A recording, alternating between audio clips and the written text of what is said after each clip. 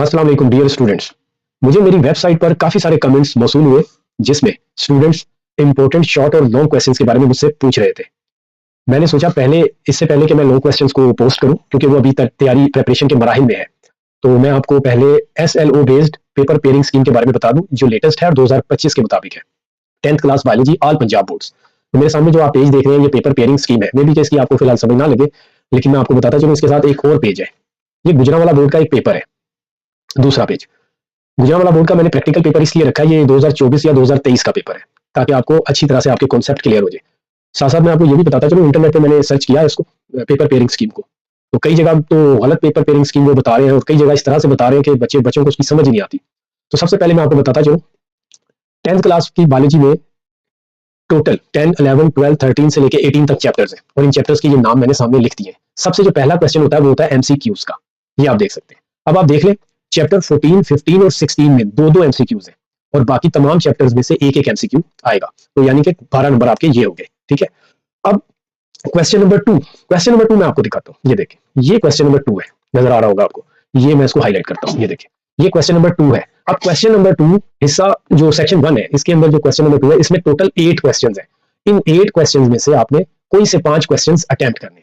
अब मैं आपको ये बताता चलूं, ये चैप्टर नंबर 10 में से 3 शॉर्ट क्वेश्चन आएंगे, चैप्टर 11 में से 2 शॉर्ट क्वेश्चन आएंगे और चैप्टर नंबर 12 में से 3 शॉर्ट क्वेश्चन आएंगे।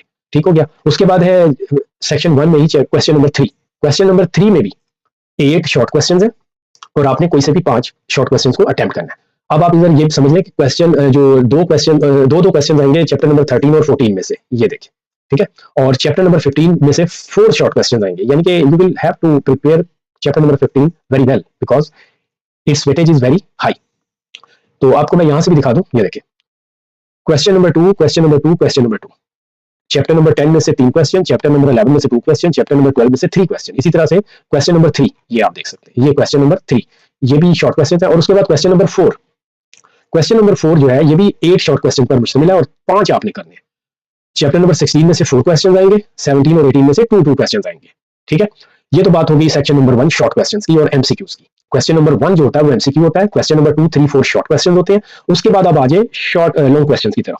लॉन्ग क्वेश्चंस का जो पोर्शन होता है उसे सेक्शन 2 कहते हैं। ये आपके सामने बोर्ड का क्वेश्चन मैंने ओपन किया हुआ, क्वेश्चन पेपर ओपन किया हुआ है, ठीक है, ताकि आपको ज्यादा से ज्यादा समझ आ जाए।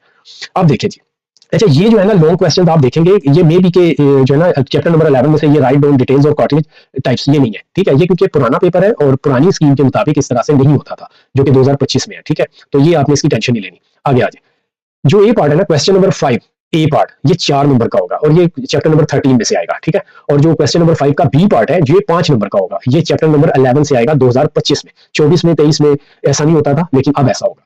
उसके बाद आ जाए क्वेश्चन नंबर 6 ए पार्ट जो है वो चैप्टर नंबर 14 में से आएगा और बी पार्ट जो है चैप्टर नंबर 12 में से आएगा। इधर भी ऐसे ही है, जो ए है 6A है, ये 4 नंबर का है और 6B जो है ये 5 नंबर का है।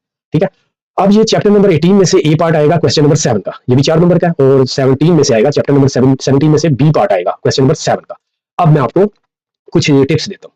देखिए, लॉन्ग क्वेश्चन आपने अगर अटेम्प्ट करने हैं ना, 3 में से 2 करने हैं। ठीक है। तो आप क्वेश्चन नंबर 7 को जरूर अटेम्प्ट करें, क्योंकि ये दोनों चैप्टर बहुत इजी और डिस्क्रिप्टिव टाइप के क्वेश्चन है। ये मैं आपको दिखाता हूँ। ये फार्माकोलॉजी और बायोटेक्नोलॉजी, ये डिस्क्रिप्टिव टाइप के क्वेश्चन चैप्टर है और इनको याद करना कदरे इजी होता है। और उसके बाद आप कर ले क्वेश्चन नंबर 1 को अटेम्प्ट करने की कोशिश करें। ठीक है। ये भी आपके लिए इजी रहेगा। ठीक है। क्वेश्चन नंबर 6 को अटेम्प्ट करना ये कदरे जो है ना मुश्किल रहता है, लेकिन फिर भी आपकी चॉइस है। आपने अगर चैप्टर नंबर 14, 12 को अच्छी तरह से तैयार किया हुआ है तो आप इसको अटेम्प्ट कर ले, कोई मसला वाली बात नहीं। ठीक है। तो ये तो होगी हमारी पेपर पेयरिंग स्कीम। यहाँ से भी मैं आपको थोड़ा सा मजीद समझा देता हूँ।